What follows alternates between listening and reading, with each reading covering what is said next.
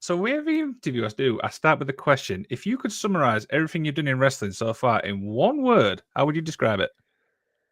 Chaos. Okay, do you want to elaborate on that?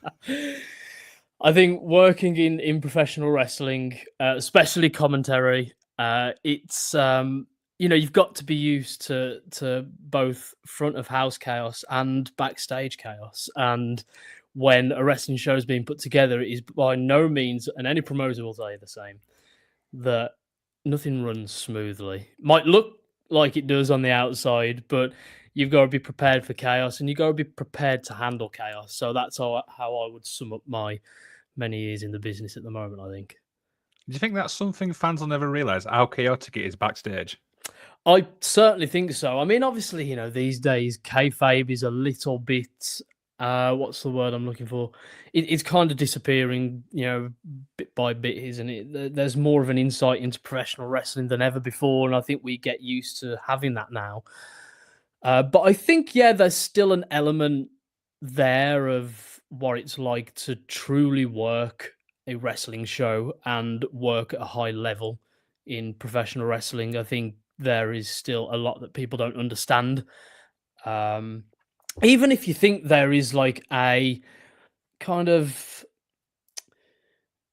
even if you think there's like a way that things do work and you know how that works, when you're actually in the thick of it and you're in amongst it all, I don't think you truly know how it happens. So I think, yeah, there's certainly an element there where fans don't fully grasp how a wrestling show is put together from A to B and down to Z. It's a lot. It's a lot, and things change on the day. Things change minutes and moments before matches start, before music hits. There are things that are spinning in the background, and sometimes those spinning plates do fall. So you have to again be able to adjust on the fly, and that's a big thing with working in professional wrestling. So broadcasting in general, it's all very much on the fly kind of job. You can prepare so much and you will have so much research in the back pocket ready to go because you kind of need it. If things do go south, you've got something to go with. And again, that is another aspect of broadcasting in general that is really undersold, I feel. Okay, Simon, obviously we're on Thursday, mate. How's the week been for yourself? Very, very, very busy. Yeah, apart from that, mate, life's good. Not long got back from Florida, so I was warned about this. So I'd been to Florida before, but years ago, and I don't really remember doing anything when I went. I definitely didn't go to Magic Kingdom or anything like that. I remember going to Busch Gardens and Universal. I don't really remember much about Disney. So we were pre-warned that you will get the Disney blues, the Disney depression will kick in, it being your first time and all this. And man, that was undersold to me as well. Like that has hit hard big time. So yeah, I am missing my time in Florida. It was a great vacation, holiday, whatever we're calling it around the world these days. Yeah, so looking forward to going back. So apart from just dealing with the post blues of all of that, yeah, work is chaotic and a word that I don't just describe my professional wrestling career in, but also kind of my career in general. Everything I do is very front facing with a crowd or some form of entertainment. That it is a very chaotic life, but it's also a fun one. It keeps me on my toes and keeps me very excited for the next gig or whatever it might be. Yeah, and getting over COVID, which has been fun as well. There's a new strain of that out that hit me like a train. And but other than that, mate, we're here. We're having fun. I'm on this wonderful podcast. Happy fourth anniversary, by the way. An incredible achievement. And I will say this just from experience is those that can last this long will forever keep lasting because there's always a way of you finding new angles and new conversations. And I think that's really good. So massive congratulations to yourself, mate. And also, mate, thank you obviously for being obviously the guest for this as well. Do you know what I mean? Yeah, I thought you would have done it in style at least, but hey, we'll settle for the Z list. Absolutely. I mean, I'm looking obviously at your Instagram stuff. I mean, you've done so much obviously in wrestling. I mean, how do you keep going, man? Do you know what I mean? I don't have the answer to that question because I don't even know. I think, look, it comes down to passion, and I think what I'm very fortunate to have in my corner is broadcasting background, and that's where my whole world began at the age of 18, 19, when I started at Kerrang Radio. Before going through, various other commercial radios before ending up at BBC WM and then into acting. So I had a lot of background to help me with this line of work. And no matter what I've done since Kerrang, it has all involved broadcasting and entertainment and hosting in some form of way. So how do I keep going? I think it's just purely out of love and passion. And I think the biggest thing I've always wanted to portray myself as being, apart from professional, is somebody that is there to also connect with others. So if I'm your escape for an hour, 2 hours whilst you're watching a wrestling show, hearing me commentate, and that's helping you, that's giving you entertainment, awesome. If it's standing in front of 10,000 at Warsaw Football Club and that one person's managing to connect with something I've said that day, awesome, I've done my job, and so on and so on. So I think that's what drives me more than anything. Absolutely. So let's obviously start at the beginning, man. How did obviously the wrestling part obviously begin? I've always been a wrestling fan from a very, very young age. Obviously through the mid 90s into the Attitude Era.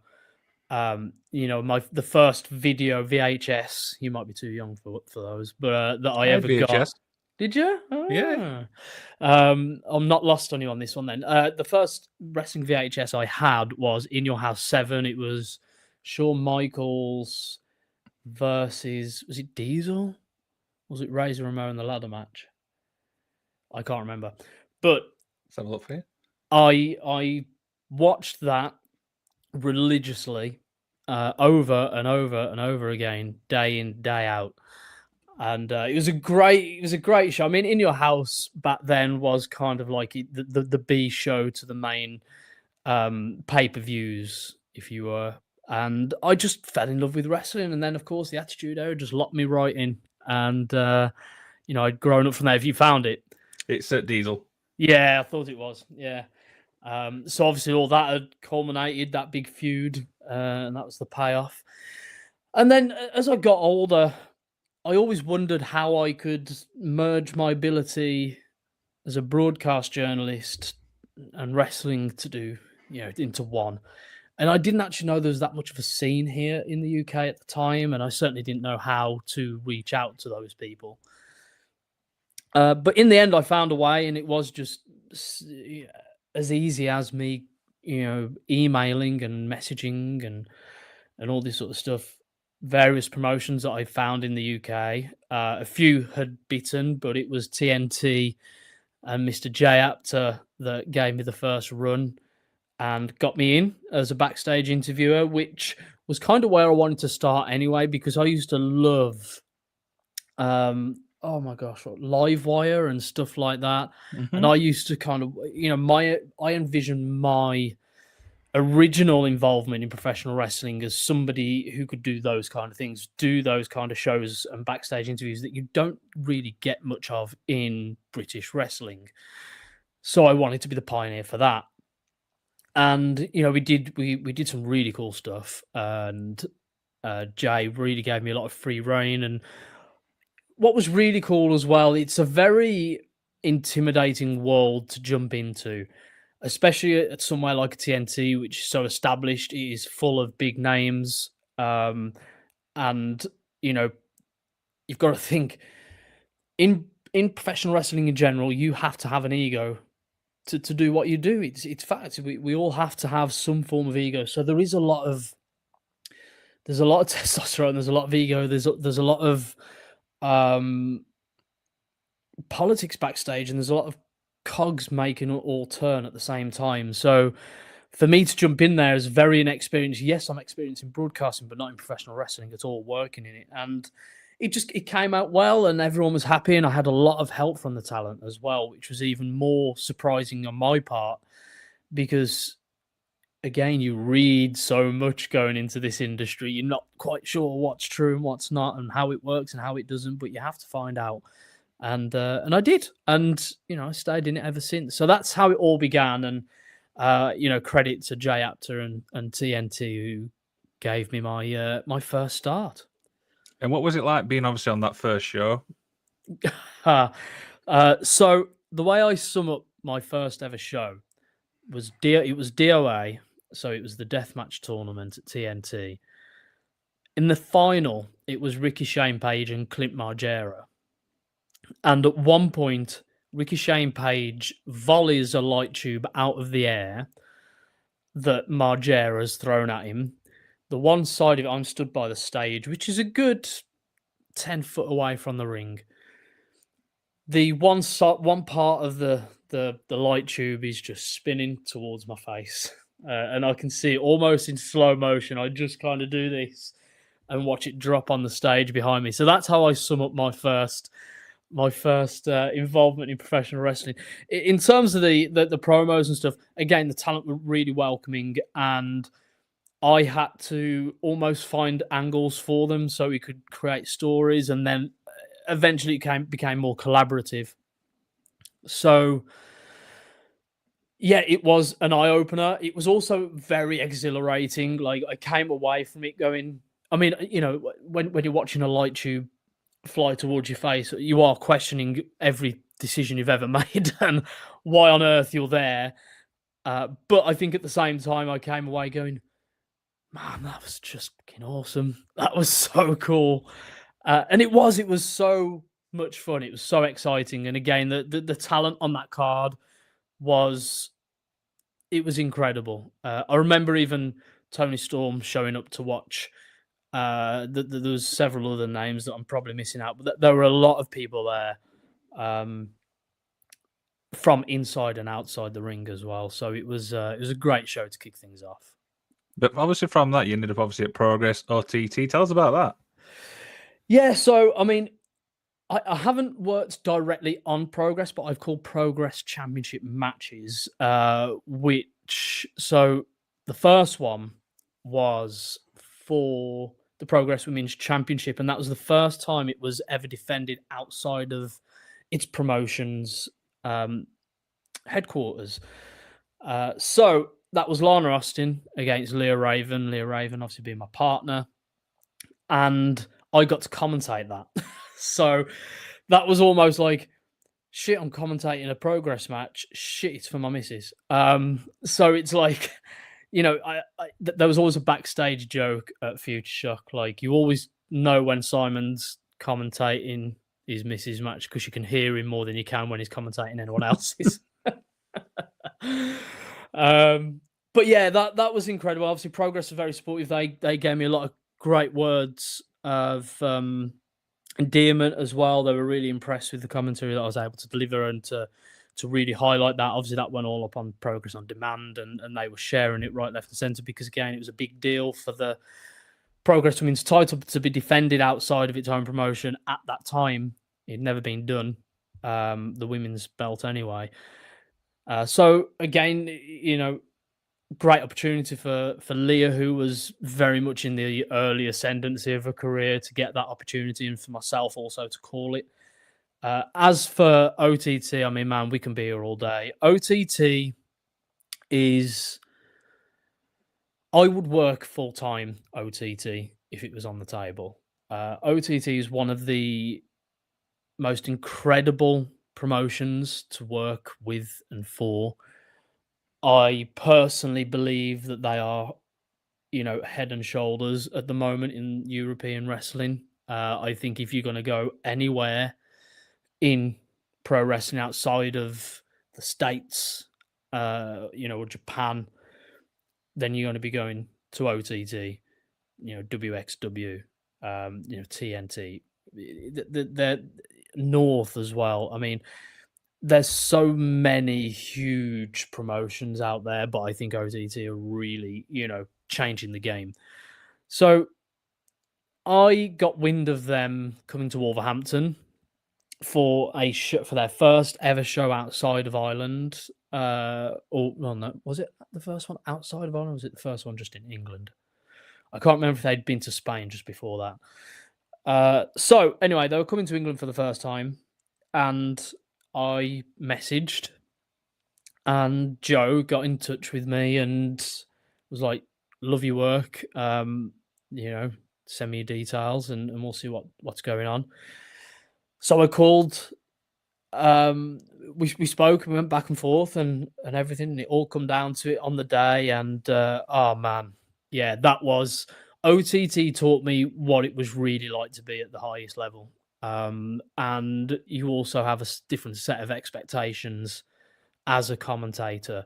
Obviously, commentating with Angus McAnally, who for me is miles ahead of any other commentator outside of the big corporations right now.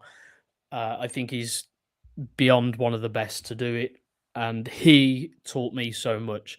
Obviously, we've had some great memories. Whether it was calling, Matt Cardona's first match back on the Indies in England when OTT came over. We did Finn Balor and JD in Dublin, John Moxley. I mean, the list goes on. There were even some, fun ones like Suicide from TNA and Carlito, Eugene, and just sharing a locker room with all these incredibly talented people. Again, you learn so much. And I think what's really good with OTT is despite the level of talent on those cards, everyone is pulling in the same direction. Everyone is trying to help. Everyone wants everyone to succeed. And that is such a beautiful place to be. Of course, when we did the Kenta stuff as well, Defy were there sharing my commentary with everyone. And that went on all of their channels across America. So I started getting compliments from wrestlers in Japan messaging me and all sorts. It was incredible. Like, that was, again, just another standout moment that OTT gave me. So I think starting with OTT to see where it is now has been such a journey, and Joker Race should be so proud. Absolutely. So you mentioned obviously promos and stuff like that. So who would you say in the UK scene, one male, one female, has got the best promos? Charles Crowley and there's some really talented women out there doing some good stuff at the moment. Trying to narrow it down to one is pretty tricky.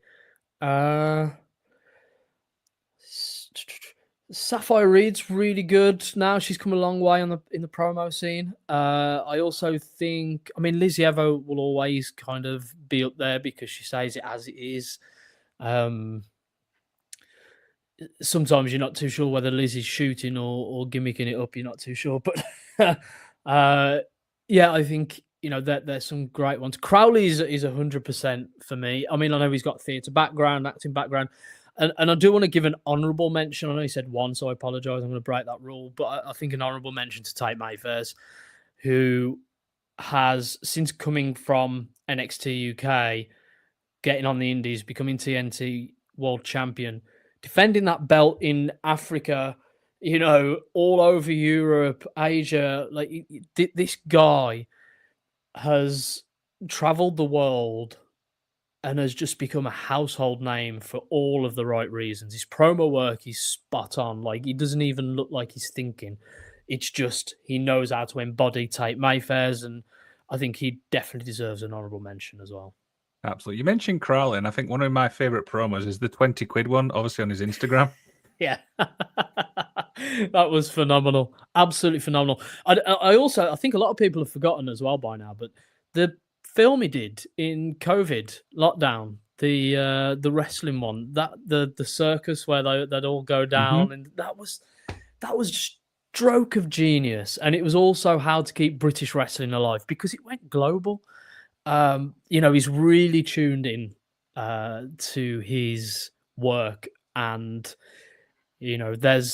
I've always said there's only bright things, and he always gets the next bright spark, and he always does something new.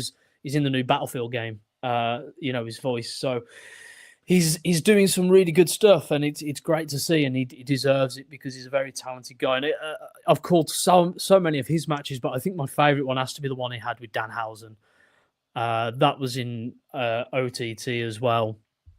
Just those two worlds colliding was pure cinema. It was gold. I know that word's used quite a lot now, but it was so innovative on both sides, and yeah, it's definitely one of my favorite matches I think I've ever called.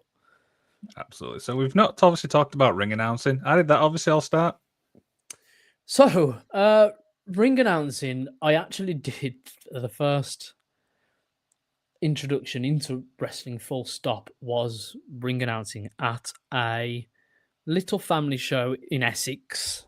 And Joey Legend was on that. And I did the job, and afterwards, he and Johnny Storm were both like, "You've got something for this. You're pretty good at this. Should carry it on a little bit." So anyway, I was still set, and this is what I wanted to create. This is what I want to do. But when I eventually got into commentary, I was like, okay, now I've found I kind of had the natural evolution throughout professional wrestling. But now people still do book me for ring announcing. I cover Tom Campbell at North, and do the odd gig for TNT. I did Victory Pro's debut not long back.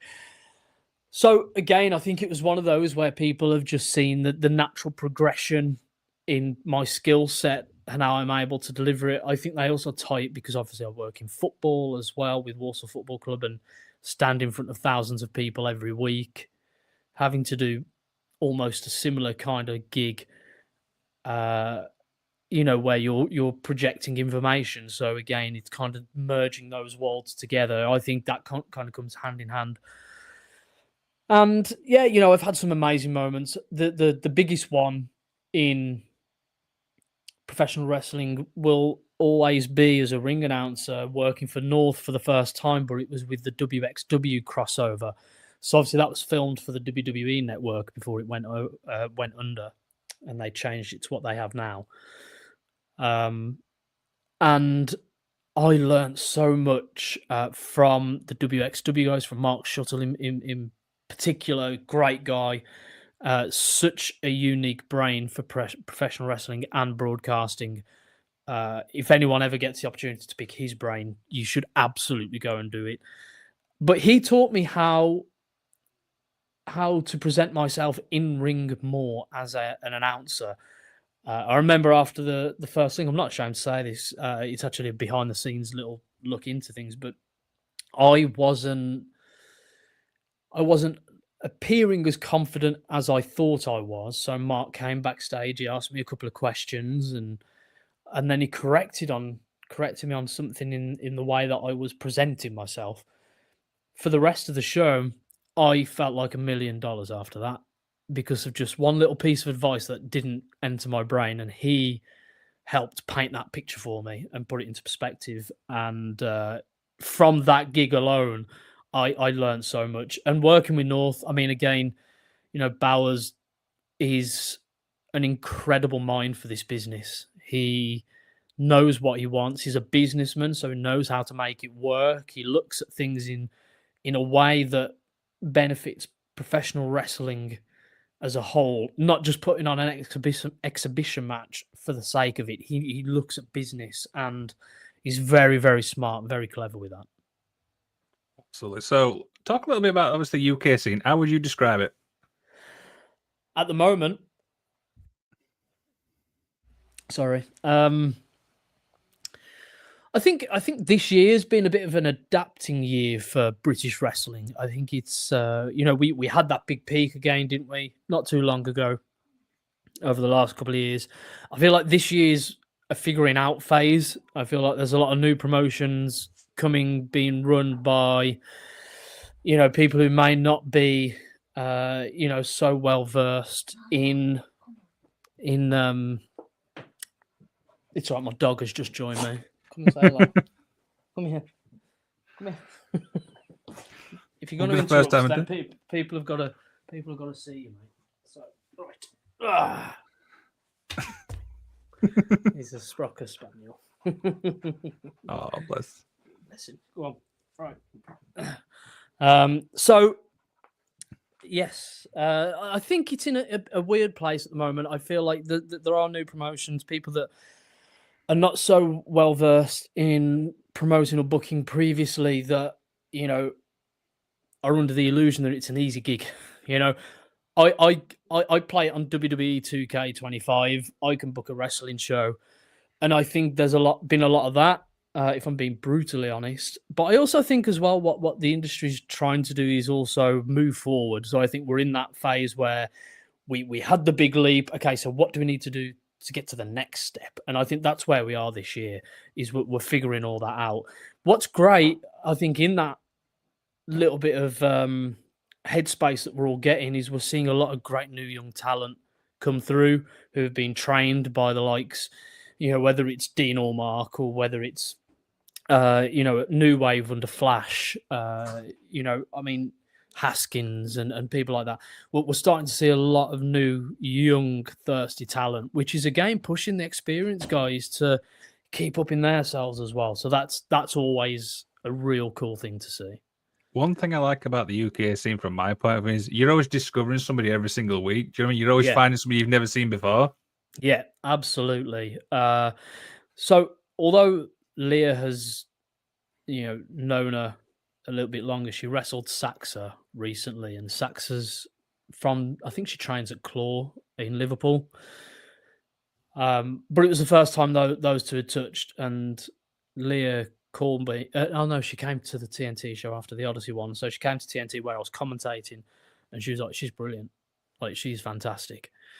So I think when you're getting some of the ones that are getting to an experience level now, talking about the young ones coming up and how good they are, I think that's only good for the business because we're putting everyone else up with us, and we should all be climbing together. And there are politics in professional wrestling, and there are people that like to cause drama, but you just have to kind of let them do their own thing, and everyone else carry on pulling in the same direction. And I think it's great to see these new guys are really thirsty and they're doing it the right way as well. I think that's important, is they understand what the business requires and what it needs and where their place is in it. And then everyone else, will help lift you up from there. So yeah, it's good. Yeah. Absolutely. So this is obviously a question I've never asked anybody before, is have you ever faced criticism obviously in your career, and how did you deal with it? Yeah, I think constructive criticism is really important.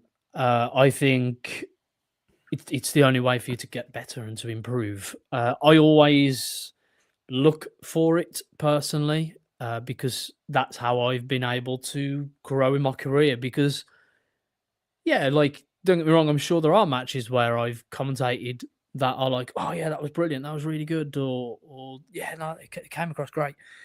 But I don't want to know that stuff. I want to know, what would you change? What could I have done better? Was there a segment where I spoke too quick, not enough, didn't let things breathe enough? Do you know what I mean? Like, I think when you've got constructive criticism and it's being presented in the right way, it's there to make you a better person. Okay, yeah, absolutely. So when it comes to commentary, how much do you know about a show? So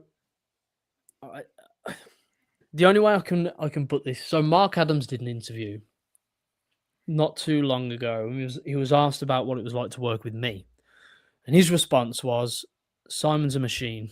I don't have time to do what he does." So I think by what he means by that is I am very well researched. For example, I know TNT's last show is the end of November, and what I do is I get in touch with talent ahead of time. I tell them, look, if there's anything that you need from me as a commentator to help build your story, your gimmick, your throw forwards, or whatever it is, and whether that's accolades or anything else, then send this over. This is what I need from you. I'll put it into the notes. So there have been times where I haven't known anything and I have had to go in blind. But I think that just you're able to handle that with experience. You know what I mean? I think another one. So I remember doing. I won't name the name, but I was doing a show with someone who didn't know that they were going to be on commentary until an hour before the show. But fortunately, I was on with them, so they had me to kind of go to and hold the hand through it. They're a pretty well-known name, and he came to me at the end of it, and he was like, "Dude, I could not have done that with anyone else." He's like, "Thank you so much for holding my hand through that." I was like, "No, you were great. You're a natural. You know the business." And he's like, "Yeah, but I had no idea what was going on in this show." And he came away really, really grateful and said some really nice things. So, uh, yeah, I think it comes down to experience and how you're able to adapt. And I think that goes back to my first word of the interview, chaos, right? Is Mm-hmm. because that does happen. Things change. Matches have changed an hour before the curtain, and you have to be able to adapt. And that's what this business is all about. So yeah, I've been in those situations, and I'm sure I'll be in many more. Absolutely. So we posted obviously on Instagram some fan questions. So we've got 3 to knock out. So the Mm. first one comes from Simon Gabe. It says, if you didn't get into the wrestling industry, what would you have done instead? Oh, good question. I don't know. I think it's always hard to think about what ifs, isn't it? I I I don't think I could have done anything else looking back at it now. I mean, I'm very fortunate to have had a radio career, to have had an acting career, to have traveled the world hosting esports events, doing the same then with professional wrestling, and Warsaw Football Club. So I think I'm quite lucky that I've ticked off a lot of things that I wanted to do anyway. Okay, there you go. Hopefully, Simon that answers your question. Veronica Assault, I'm pretty sure you know who this person is. It says, how important is research and how do you prepare? You kind of touched on it a little bit. Yeah. So, yeah, research is imperative. It's imperative, and I you can't tell a full story if you don't know it. So, if at the end of the day, my job as a professional commentator is to put you, the professional wrestler, over in the best possible way. I'm there to tell your story. I'm there to get over your gimmick, your character, your move set. I'm there to paint a picture audibly for those watching at home on who you are. And you need to help me to be able to portray that. And then again, it's a circle, isn't it? It just goes around in a circle. That's how all of that works. And for me to that, I need to be well researched. I need to know who you are. I need to know what you're about, where you've come from, who you've wrestled, what titles you have and haven't won, your ups and your downs, because that helps me paint that picture. So yeah, research is very, very important. I have a one pager for every match. Every match. So if there's 8 matches on the card, I've got 8 one pages.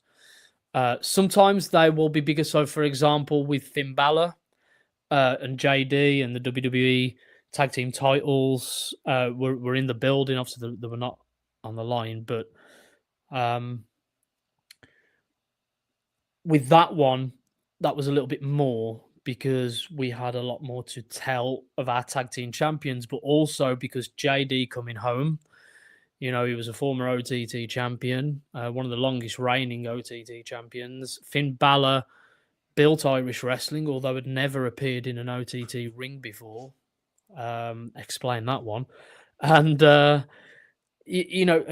there was so much to tell. So there were one pages on both teams, if that makes sense. So it was one of those where I will write a blurb that will help me deliver and build the anticipation for the upcoming match, and then I'll break it down into the performers and facts or accolades or something that will have an effect on their image going into this match, whether they want it to look good, bad, ugly, or in between. So That's usually how I prep it. But yeah, it is research. You're only as good as your research, really. I think because that's the more ammo you have, the more you've got to fire, right? So Yeah, I agree with that. So the last one is from Monk J09, and it says, "Can Simon get me a job as an announcer at Walsall FC?" no, because I'm the announcer at Walsall FC. But yeah, I don't know who he is, but I'll see you Saturday. But yes, it's yeah, that's been another great part of this crazy career I've had as a broadcaster is, getting to work in professional football. It's another thing as well. It's just crazy. You think you know how it works until you're really there. It's not just about people kicking ball on a bit of grass. There's so much to it. It's like cogs The into it, as I always say. Yeah, yeah, absolutely, absolutely. You know, you might be up in the stands watching and kind of think you know everything until you really stand in pitch side and now you see how it really works. There Very, very different. you go. So with everything obviously you do and stuff like that, do you get the time to yourself to like relax in a way? Not enough, my partner tells me. uh, I do try. Like I haven't been back to the gym since getting back from Florida, so it's been like 5 weeks since I've been to the gym now. But yeah, it's been a journey, and I think what I tend to do is I'm a big gamer, so I like playing video games, and I like to go to the gym. That's my big hobby. A bit of a fitness freak, always have been. And what's the other thing I like? Yeah, big movie buff. I like going to the movies I've got to if ask I them if what's I get if I get time to do it. Yeah. go on, what's the go-to games and movies? Go to games and movies. So I would. Whew, I'm a big adventure game fan. So like Uncharted, massive, massive Uncharted fan. Last of Us, so Naughty Dog in general, Spider Man.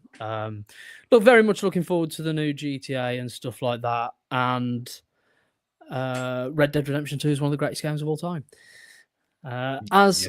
for movies, as for movies, so Scarface again.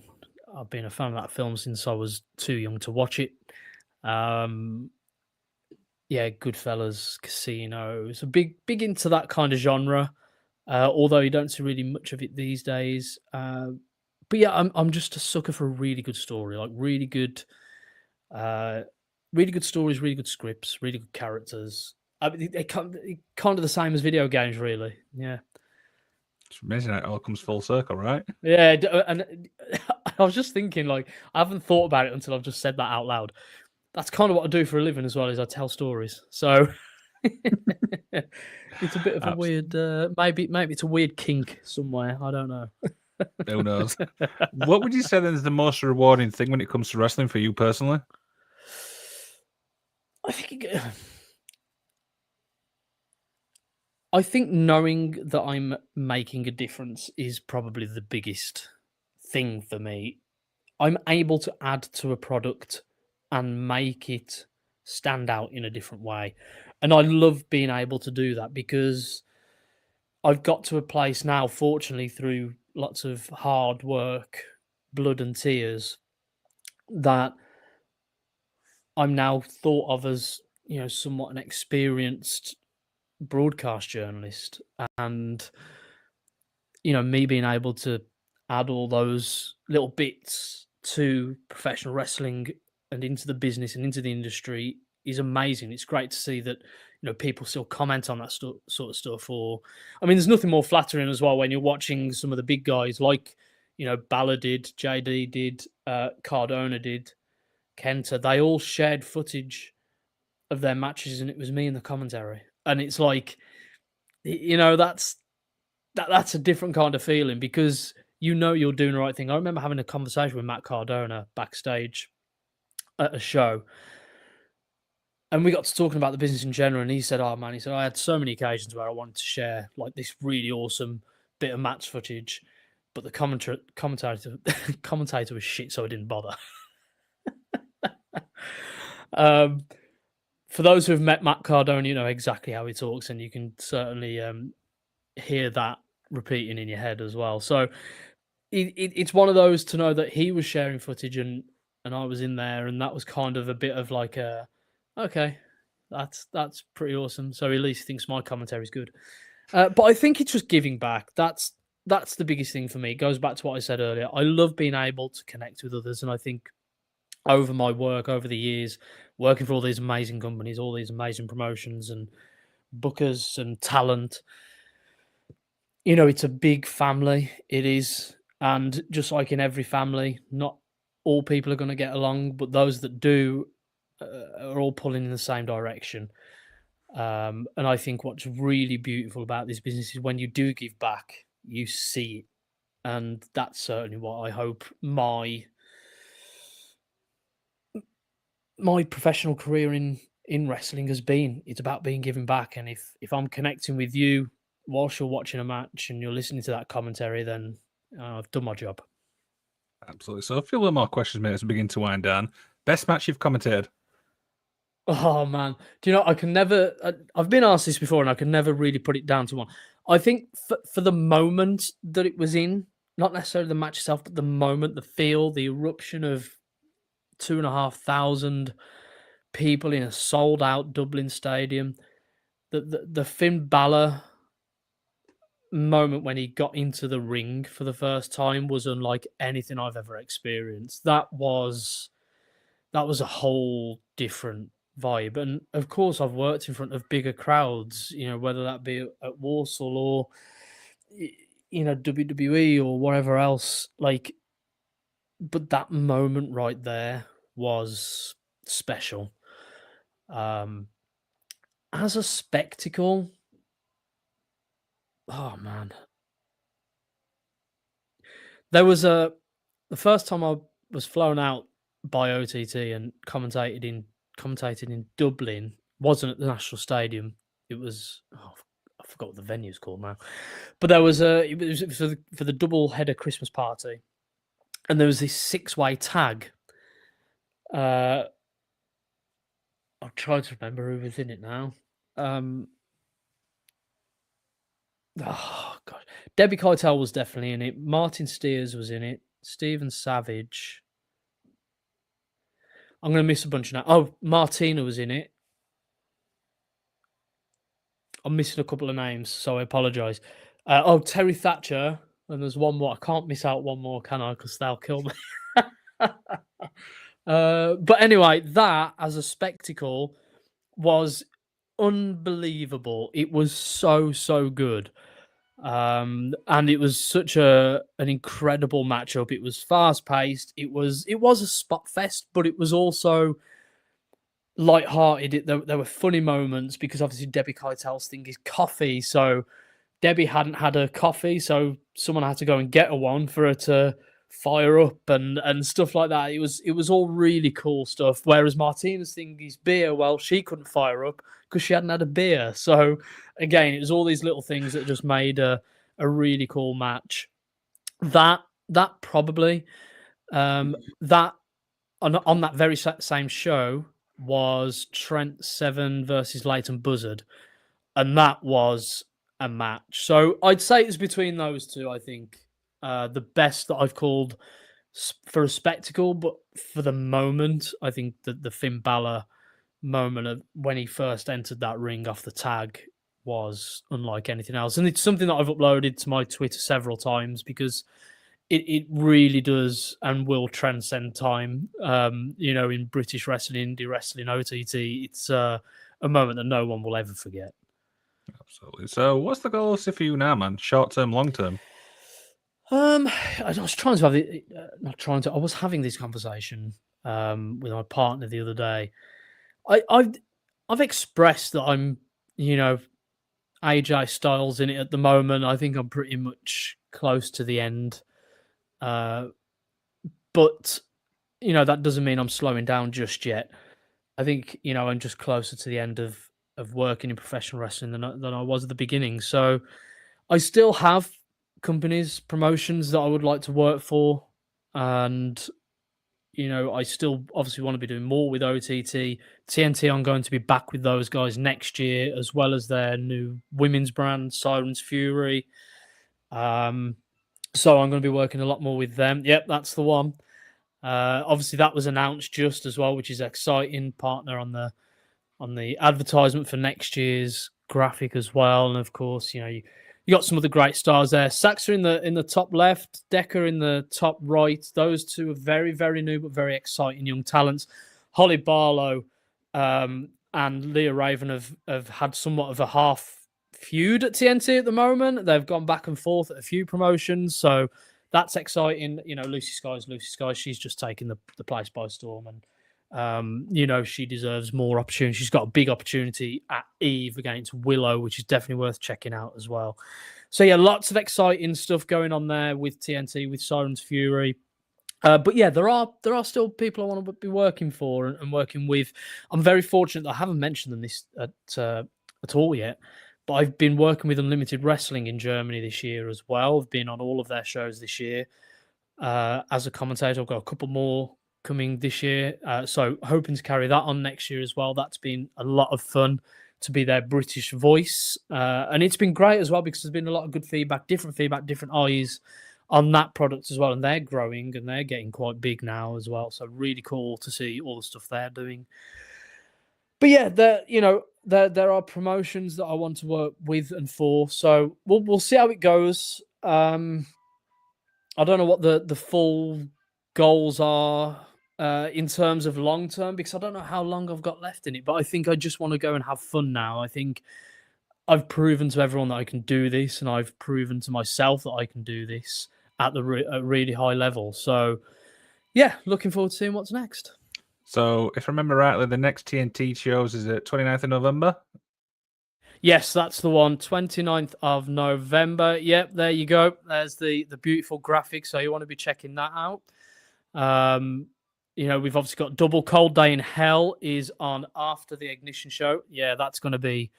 Oh, you don't want to miss that. I mean, I know we've just announced Sapphire Reed and Anita Vaughan are going to be there as well. Challenging for the TNT Women's Tag Team Championship. So that's going to be super exciting. Can't wait for that one. Of course, you've got the main event, which has been building all year long. Drew Parker taking on the TNT World Champion, Tate Mayfairs. And Tate's currently on the warpath to eradicate deathmatch wrestling from TNT. So we'll see how that goes when he steps up against the deathmatch prince himself. There you go. What we'll do, Simon, is we'll put all links in the description so people can jump from that and go and support you. Is that all right? That'd be great. Thank you very much. Appreciate that. So, and you may see a little QR code above yours, which has been there the whole time. Yes. So, if people scan that QR code, that will take them to your Instagram and they can go and support you. Oh, I love that. Scan that code. Scan it right there. Look there. Up there. Scan it. That's... Yeah, no one's doing it. No one's doing this sort of stuff. See, this is why he's been going for 4 years. Little things like this. Absolutely. Love it. Simon, thank you so much for taking the time to talk to us, mate. Hope you've enjoyed yourself. I've indeed. It's been awesome. And again, congratulations on the 4th anniversary, man. Thank you so much, man. So is there anything else you'd like to plug? Obviously, just my usuals. Again, I mean, it's right there anyway. You can just scan that and do it anyway. But yeah, I am across social media, Twitter, Instagram, and TikTok, Simon H Official. A lot of wrestling stuff does get posted there, as well as all the stuff I do with Warsaw and my own podcasts and things like that. So go and check it all out.